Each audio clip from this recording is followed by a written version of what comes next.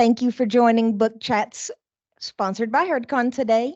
You might notice this looks a little different than our normal setup, and that's because we're coming to you live from HerdCon 2024, where we're going to be discussing Trashlands by Alison Stine.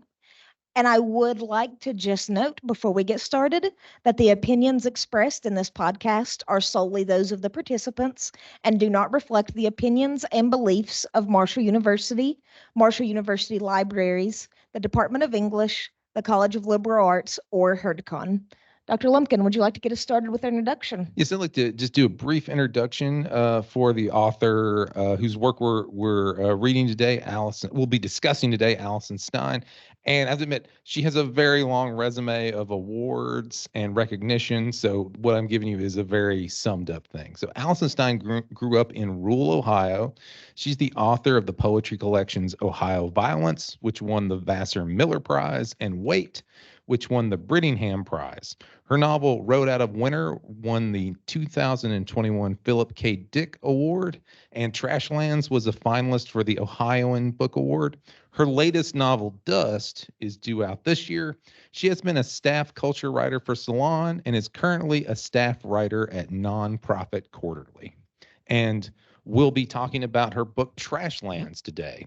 And maybe just to kind of get started, for how would we go about kind of summarizing this novel to someone who has not read it before? So when I've been describing it to people, I tell them that it is a future Appalachia in a world where we're no longer allowed to make new plastics, and Appalachia is now Scrappalachia, where plastic is gathered and sold to be created into other things. Mm-hmm. And I think this is a work that embodies, you can see it as embodying a dystopian narrative, and certainly because it deals with what ifs, it's speculative, it's science fiction. But also, I think, given our concerns with, yes, global warming, which is a real thing, that climate fiction has been something that has kind of emerged as a type of genre that speculates and hypothesizes about what happens when global warming begins to take hold in much more extreme ways, how we adapt, how we survive, what culture and community and existence will look like in the process. So I think this is a novel that reflects and embodies all those things, and as a work by someone from Southern Ohio, from Appalachian, Ohio. It's an aspect that embodies aspects of Appalachian literature as well. So, and I think, for me at least, that is often a rare thing that we see in Appalachian literature. We see the idea of a future Appalachia, however grim and rough and tough that future may be, that it is a future we see. A lot of Appalachian literature is concerned with the past, and that's great, and I love it. Don't get me wrong. But I am interested in also seeing how that develops and turns, and what is the future hold? What is a possible future for Appalachia? Absolutely. And one of the things that I like about this book is that I don't know much about how Southeast Ohio ran, but I feel like Alison Stine looked at our history, especially of coal camps, and really took that history and saying, well, what if we regress? What if our future is regression? Mm-hmm. And so I think that really inspires a lot of what happens in this, because, Trashlands, which is the city they live in, but is also a strip club in the city they live in, is ran by one man, and he'll burn your garden if you tried to. You have to pay him for every little thing you get, and you can get fined if you break the law. Yeah, it very much, I guess, in a sense of regression, but also perpetuation of certain economic exploitation is found in Trashlands, and I think it very much feels like this place, Trashlands, which has a service that's provided that brings people in, but also that people are exploited. If you live there, spend time there, work there, there's exploitation that you have to pay to be there. You have to pay to stay there. You have to pay to, everything costs. Even if it's something that you own, it costs for you to have it there. And I think that Another thing that I'm so sorry. Another thing that this book gets directly from Appalachian literature and even dystopian is you have to sacrifice your body for freedom. The women in this book, specifically the women who are willing to let worse things happen to their body, end up being the most free. They don't have the same curfews. We see them get to break their bonds of slavery in a way. Mm-hmm. But also, it's a great sacrifice, no doubt, to them. I mean, a big part of this novel is tattooing. And if we're imagining a dystopian world where there is no clean water and antibiotics cost more than you'll ever make in your entire life in this world, tattooing might not be such a good idea. And yet that's how some of these people are living. Mm-hmm. And there's also there's a character, not the main character Trillium. He learns the art of tattooing. It's a way that it is like a craft. It's something and it's something that, like, in a sense of tattooing, is something that is such a minuscule amount of things that can be made into ink, that it's not something that's taxing. There's one character in it who's from the outside, and his character's name is Miami, and he doesn't have a ring because metal is too valuable, so he simply has a tattoo of a ring around his finger to denote a commitment, so to speak. So we see how so much of the material in this world is things that we take for granted is something that's so precious in this world. Yeah, for sure. I was thinking about how they talk about how hard it is to find sunglasses. Mm-hmm. And now, you go to any college fair and they're giving out 1,000 pairs of sunglasses. There's something that we throw away that we don't even think twice about. Mm-hmm. And yet to them, this is the most valuable thing they could imagine. Yeah, and I think too, we don't necessarily thinking about particularly any sort of prescriptive lenses or corrective lenses, or even that, sunglasses that can protect your eyes help protect your eyes from the sun. That, bad eyesight used to be it was a disability. It was something that you could get in a lot of, your life is fundamentally tougher if you can't see properly. And glasses and contact lenses, of course, we're wearing glasses, so I'm grateful for advancements in technology that allow glasses. But what happens when that is no longer there? That becomes an impediment. That becomes a challenge for something that was, for now at least, not a challenge to us. But what happens when that item becomes increasingly rare? And this book is a lot about exploitation, but then that opens up the door for exploitating also based on disability. Mm-hmm. It's now, yes, obviously, if you have a physical disability in Scrappalachia, you're not going to be able to get the plastic and such. But, this is a rough world they live in. People are getting robbed. Their houses are being stolen. So not being able to see puts you at even greater, higher chance of being exploited. Yeah. And it is really it's a very Darwinian story in sense of both social Darwinism and just literally that you need to have, it's a survival of the fittest kind of world. Or the luckiest. Yes, sometimes it helps to be lucky sometimes. For sure. That's for sure. I would like to go back to Miami. I think he was my favorite character in the whole book. A little bit about him. He is an outside. He's from a place called the Ills. This is where the elites live. So think East Coast. You were in Appalachian, the people east of us that live in cities and have a very vague understanding of what life is actually like in Appalachian. He is this character who is a journalist and a reporter. And I know in Appalachia, we've had a lot of people have come to report on the region, to talk about their experiences. And he is a reiteration of that long-standing kind of tradition of the outsider coming in to experience to try to understand it. Yeah, and writing a story about it. And that's what I really love about his character, is that he is very open-minded from the second he comes to Trashlands. And yet he still finds himself falling in those potholes of, oh, I didn't know people in Trashlands could read. Why would you need that skill? Mm-hmm. But he overcomes that. And I think that he falls more in love with Trashlands and Scrappalachia, which we've talked about this several times, brings us back to Homer Hickham's idea of the occupier being occupied by the area. Mm-hmm. And in a way, Scrappalachia is way more free than Miami is. Mm-hmm. Yeah, and I mean, I think it is maybe. I often think characters in novels that are the outsiders that come. You think about. I think about Oral History and Lee Smith, and just stories where the outsiders coming in and they're kind of they're meant to be characters of ridicule. They're meant to be made fun of. They don't understand the ways. This is I think a much more. I would say this is a much more sympathetic depiction of a character like that. But he also he is a character, not to spoil it, but he has nothing to lose at this point. There's nothing much happening for him. Life is increasingly rough in populated areas of outside of Scrappalachia. So he's kind of in this.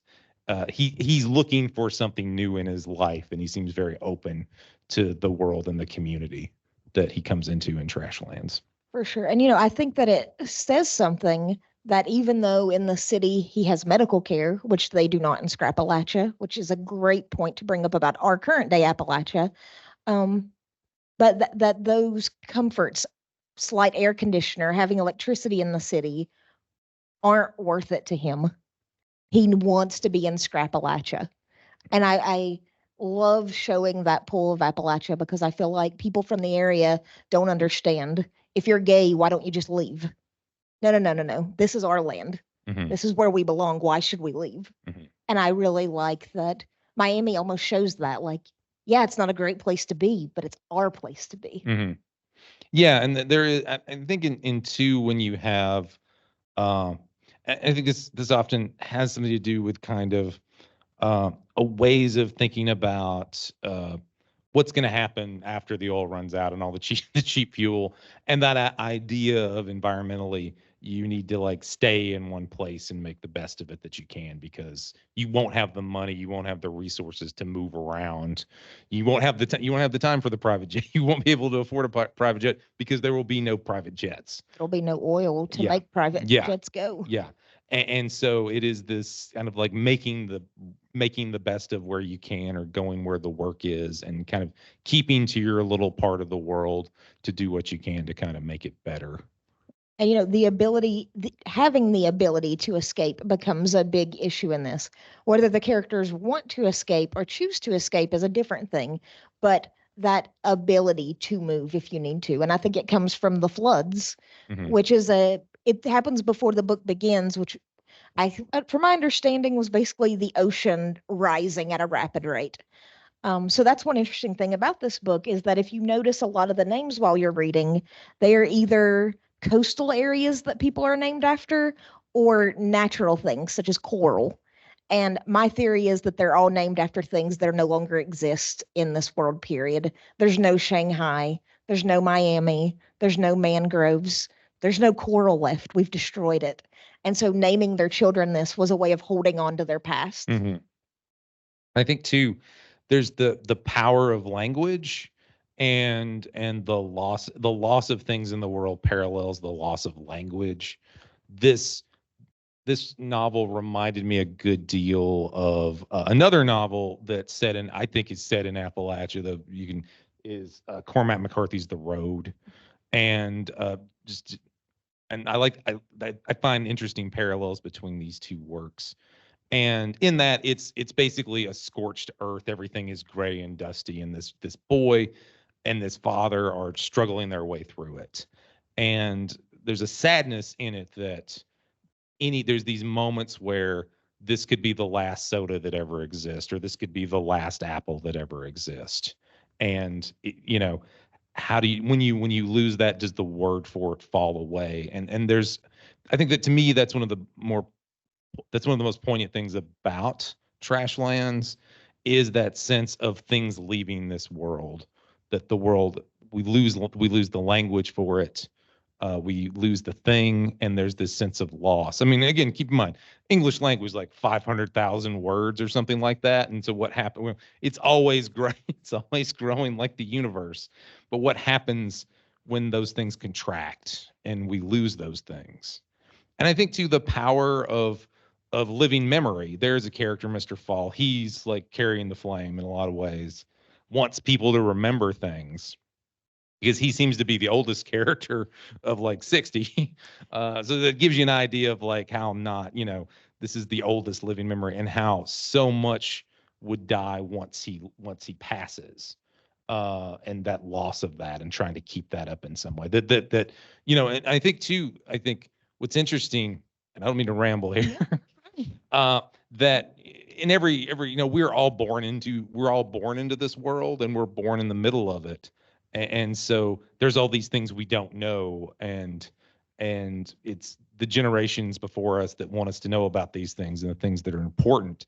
But what is important in this world when you have to get the next meal or you have to find something to trade to get medicine? What happens to the richness of experience then if it's all about what happens to get us to the next day? And with that being said, and that being survival, short-term survival even being a large portion of the story, you still have characters that make art. They live to make art. Nothing else matters. Getting your child back doesn't matter when you can make art. So, but speaking of children, one of the parts I really loved about this book was it shows complex motherhood. It shows mothers who didn't want to be mothers. It shows mothers who have lost children they didn't want in the first place, but still the reactions they have to that. And I thought that was a great complication because so many times people sometimes do regret having children, and these aren't stories we hear very often. Mm-hmm. But Coral is very open about her son Shanghai biting her and beating her as a little boy, and she wonders, is this the hate in my heart that I gave him while he was growing inside me? Mm-hmm. And so I really appreciated showing birth and motherhood as a complex thing, especially in a dystopian time. I mean, she gets called a sow and a pig because people think she's fat. Mm-hmm. They don't realize she's pregnant. Yeah. Yeah. Everything else is like normal. And then you've just got a belly. Then you must be eating a lot of, yeah. Yep. And I think too, in some ways it's helpful when you look at something that is told through, I think this is a book that encompasses a lot of different genres and a lot of different literatures. But it's a book that, in doing kind of things that are genre focused, you can kind of talk about things that may be a little too, if you talked in a more realistic fashion or talked about in nonfiction, you would get a lot of flack for it. Mm-hmm. But it's a way to kind of, through a character, through a particular situation that shines light onto our own situation and our own predicaments now, that you can kind of understand the difficulties and challenges, and that parents, mothers have complex feelings and frustrations about children and all of these things, and I appreciate the honesty of the book with that. Me too, and I think Alison Stine does a good job.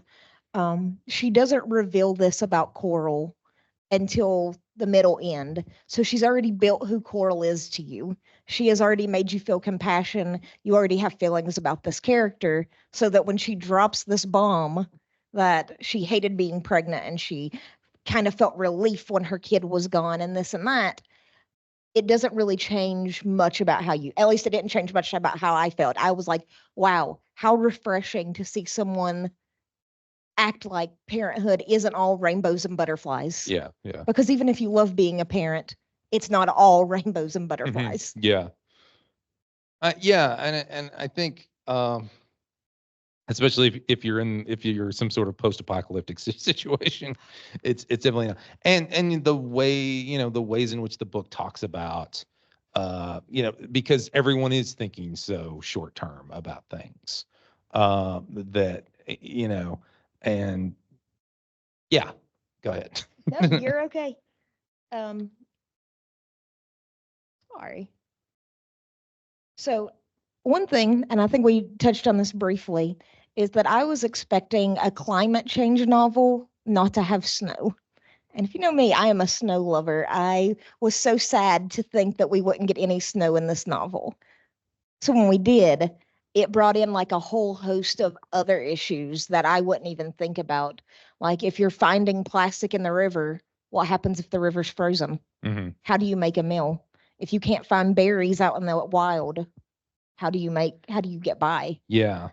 It's a little bit of and with the one that we're talking about, but Alison Stine's previous novel, Road Out of Winter, where climate change is happening and it's pushed things into basically a new ice age, and how do people hang on, and how do people survive when it just keeps getting colder and colder.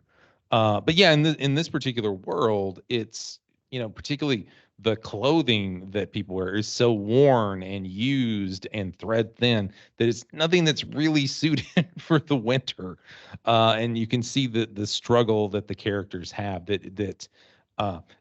get, basically that the world has become two seasons. It's summer and it's winter, and there's some rain in between. And it's just not what we're used to in the temperate zone with four seasons. And it's very off-putting, but it is something that they're used to, that maybe depending on where you live, you're used to this kind of, oh, we have a little bit of a spring and a little bit of a fall, but is that something that we're increasingly going to be saying goodbye to, as well as climate change happens. And I mean, I think even outside of the book, we're starting to see that a little bit.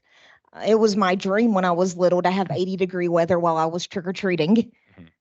It was snow sometimes, and now it's 75 at Halloween.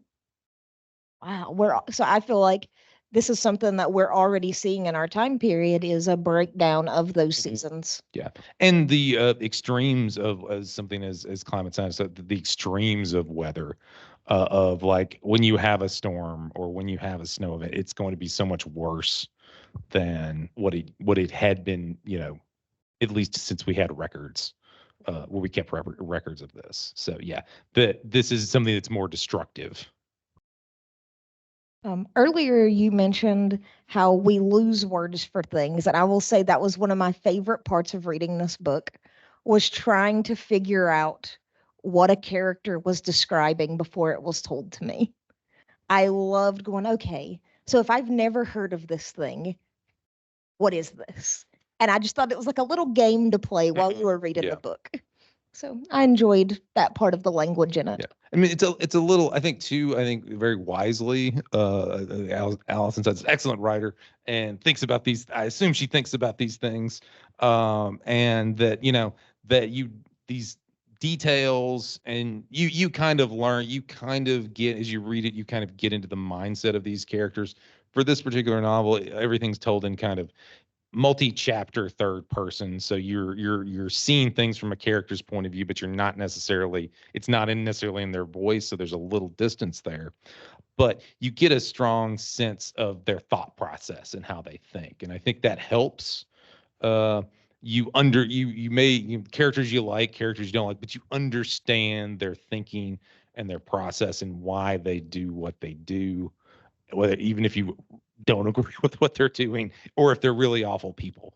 But I think it's a nice strategy, because it is a kind of third person limited for each chapter, and so we only get a little view of things. And I think that this is a very focused book. It's about a particular place in Appalachia, in Scrappalachia, and I think there's a richness to it in that. I also found, so I don't know if we mentioned, this book is written in different points of view. Each chapter is someone else. It might go back to other people, but you're getting a complete view of the situations. But every one of the chapters, even when it wasn't told by Coral, surrounded Coral. Mm-hmm. Everyone wanted to talk about her and her legend. And I thought that was really interesting, because my one complaint about this book is that it follows the most boring character in the book. I would much rather hear about the two strippers and the things that they've done. Well, I mean, yes, they have plenty of interest. I mean, I think too. I mean, not to belabor the symbolism here, but yeah, I mean, you have Coral. It is like it is the life system that everything circulates around. It is the building block of the place.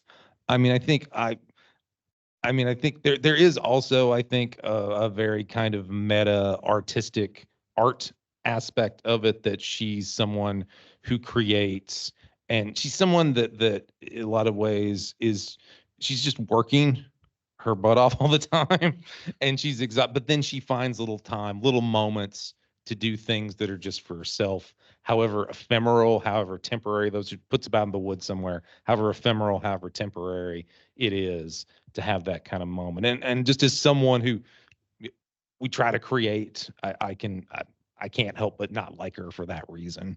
So, and the struggle that she has. See, I liked her. I just thought she was kind of Oh, bland to me, especially when you have and that's really saying something, because there are just so many other interesting characters. So if anything, this is a good thing on Alison Stine, that she has so many characters that I wanted to know about. mhm. Yeah, I mean it is, and I think too. I think it's a good strategy to see the world from different points of view, because it allows you to look at this particular place in a different way, and you get an idea. You're in that character's mind for a little bit, for one chapter or multiple chapters, so you do get that kind of perspective. So I think overall, though, I would definitely read a prequel or a sequel to this book. I would love one of Mr. Falls when things went crazy, because as I told you, I like watching the world turn upside down, not so much entering an upside down world. I want to see that first day. I want to see the day the floods hit. yeah, I'm always like in the I kind of prefer things in the middle, because it's like, well, it kind of makes you wonder. It's something that almost seems lost in myth, and where things went bad. You think about the Road War, the Road Warrior, or whatever dystopian post-apocalyptic thing you want to place. It is like, where you're at in the world and what life is like. So how did it get this bad? I kind of like being dropped into those things for myself, but I can understand the disaster spectacle of it. I can understand that. I'm a zombie fan, Yeah, so yeah. I want to know. I want to see the city go crazy when this happens. Mhm. I want the chaos. Even though this world is chaotic, it's still pretty put together. There is a structure and a hierarchy in Yeah. her world. Yeah, and we see how the bad stuff still perpetuates itself in a lot of ways, and that that kind of the mentality of the coal company town, that you can see that is being just kind of reciprocated again. That it is like a zombie lie. It is a zombie community that just won't die. We keep seeing it pop up again and again. So maybe one day they'll put it down. Even in the structure of what we're told of Trashlands, it is very reminiscent of coal towns, because you had the leader, the foreman, whatever, with the biggest house right in the middle where he could see everything that's happening, followed by just like a lot of little huts of people just trying to struggle to survive. Yeah. This is I will say, this is a very grimy, dirty book, as far as what the descriptions and the world it's in, and it's one of the things I appreciate the writing about it. But you're also like, I need to take a shower after I get done with the book, because it feels like you've been working hard somewhere for a very long time and sweating, and you haven't had time to take a good shower. That's what it feels like. And this the tactileness of that world really comes through in it. In I think, and it has a kind of aspect of horror to it. So I appreciate it for that, but it is also like, yeah, it's set up to if the intent was to make you uncomfortable, it vastly succeeds at that. No doubt. So I'm going to go ahead and give my final thoughts on the book, if you're ready. Give your final thoughts. Yeah. So I normally judge books by, when I'm not at the time reading, am I thinking about the characters? Are they characters that I'm like, oh, I wonder what they're up to, even though they're fictional? And I found myself doing that with this book. In between my times of reading it, I'd be like, I wonder what Miami's up to right now, knowing that he's a fictional character. But that's normally how I judge a book, is does it bring me back when I'm not actively reading it? And as I said earlier, I would absolutely read a sequel or a prequel to this book. I mean, I think they're just, and I think Alison Stine coming being a poet, I think that there are just lines in here that stick with me. Just wonderful images and details, and there's precision in the language, and there's a sense of humor and sarcasm in places that's very effective, and certainly things and moments that stick with me, little scenes, little images, little details, however horrifying or however pleasant or however lovely, those things stick with me. So I've been reading a number of her work. I'm a big fan. So I'm looking forward to what she does in the future for sure. Yeah. Actually, her next book, Dust, takes place in the Midwest. So it'll be interesting to see her leave Appalachia to discuss the Dust Bowl. So yeah, because that's coming too. So yeah, she does seem to kind of linger. It seems to be something of this kind of environmental collapse is something that she's certainly fascinated with, and admittedly, I'm happy to read more of her work. But she also adds a little dash of hope for the future. Just because you were born a plucker doesn't mean you can't learn to read and overcome it. Yes. So hopefully, yeah, there's a little optimism there. Yeah. We don't want to spoil anything, but yeah, take hope how you can. So for sure. All right, and now we'll open up the floor if anybody has any questions. Yes. Yeah, come with the mic.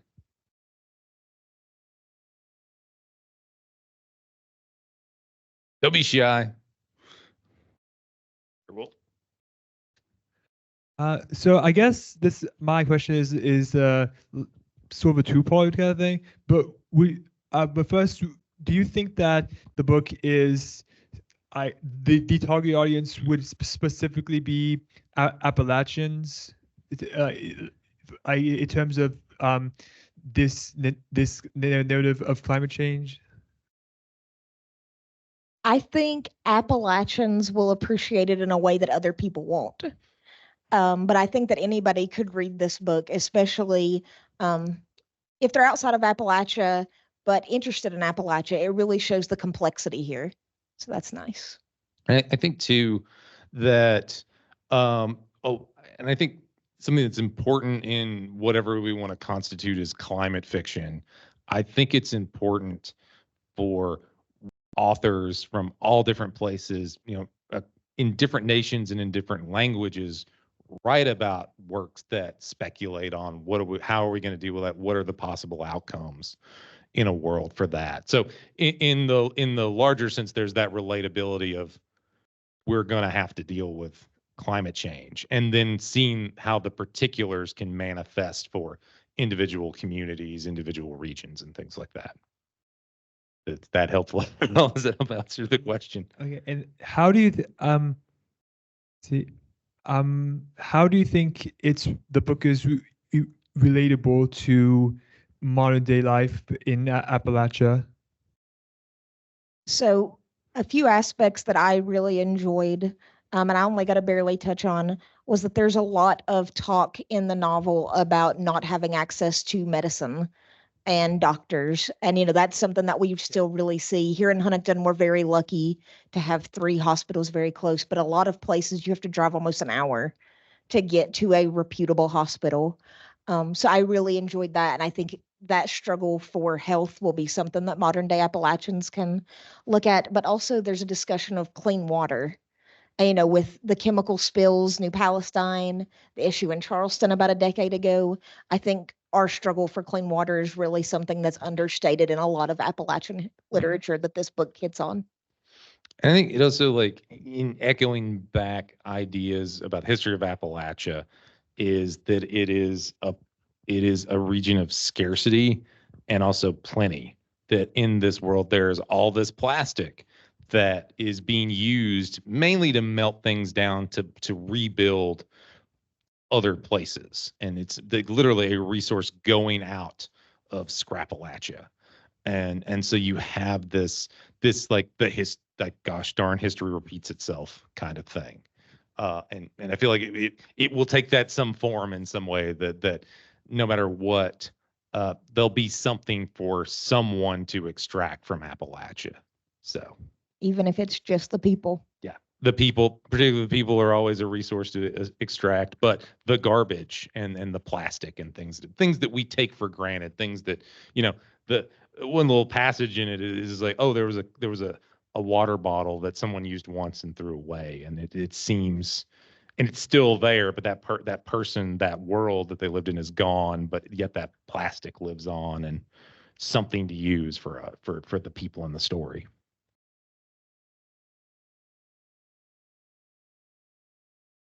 You have any other questions?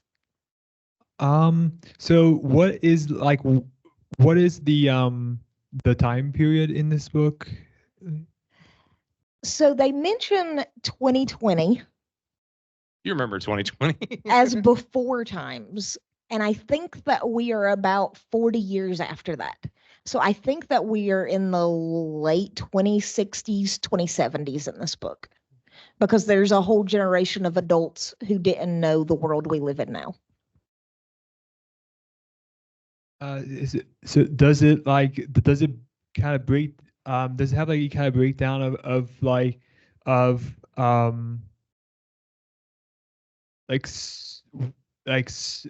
certain like events of how this unfolded, sort of? I mean, I think it's left a little vague, and again, that maybe our kind of personal differences about how we like these kind of stories to start. But stuff happened, and this is the aftermath of that. So, and again, I think we are born into chaos. So this story begins in the chaos of this current, this disaster that has become the norm. So I don't think it's a spoiler to say that making new plastic is illegal. There was a law passed and it's illegal, and that's what's caused the Scrappalachia. They can't make new plastic, so they have to use the plastic they have. And it's this kind of reductive thing, right? You're not making anything new, so just reusing what you've already made, and then there's a limit to that. So it's this ever diminution. But then again, we have one world that we've taken a lot of resources out of. Are you familiar with the Anthropocene? The Anthropocene is it's this it's the idea of geology. I guess it has, again, I'm coming at it from, I'm an English person, but this idea that geological ages have certain names, and that now we are currently in what's called the Anthropocene, and that we have done, started at 150, 200 years ago, that human beings have had such an effect on the world that we literally have created a geologic age with our mining, with our extraction, with basically the layers of plastic that will eventually become a layer in the earth, that we've had such a profound effect on geology. We're talking about the rocks. That's oversimplifying things. But it's such an effect that it becomes its own geological age, that we've done that much to our earth in how we've manipulated and engineered and changed it. So it is a world that is, and certainly the earth is not a limitless resource, but we've kind of made this for ourselves. So, and this is perhaps one way to look at the logical conclusion of all of our extraction and production and making of plastics and things like that, because they're going to be sticking around for a while. Yeah, one of my favorite quotes about our time now is, it's only after we've cut down every tree and polluted every water source we realize that we can't eat money. Yeah. There was a political cartoon. For one brief moment, we provided wonderful quarterly profits to our companies, or to the company, or whatever, something like that. Yeah, it's a little bit like that, maybe not, profits shouldn't be the only thing we should be worried about. But that is an interesting part about this book, is that we don't really see corporations, we see people. Mm-hmm. Like monopolies by one person who runs everything, and they're not elected. Yeah. They just got there first. Yeah. And hoarded enough. Little smaller stakes, I guess, because things are personal. Take care of your own place. So, yeah. You have any more questions? Well, thank you. Thank you. Any other questions?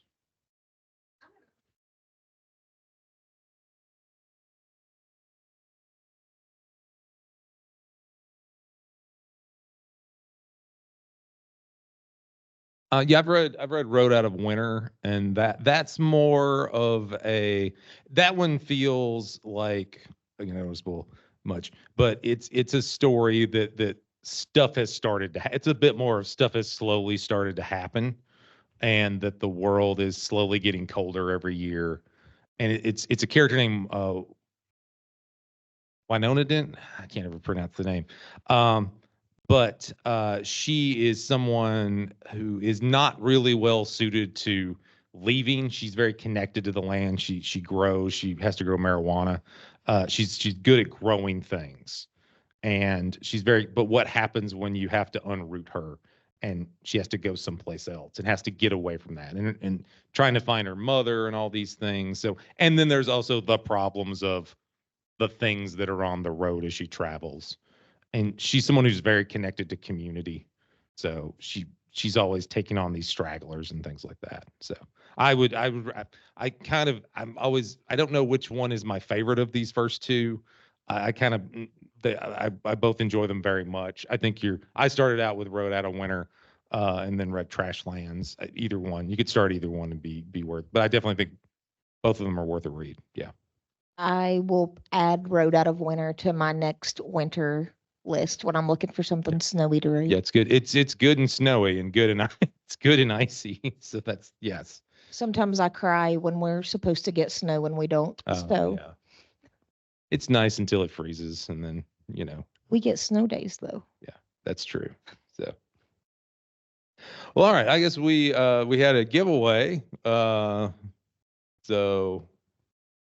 we have 2 signed books and 2 pens.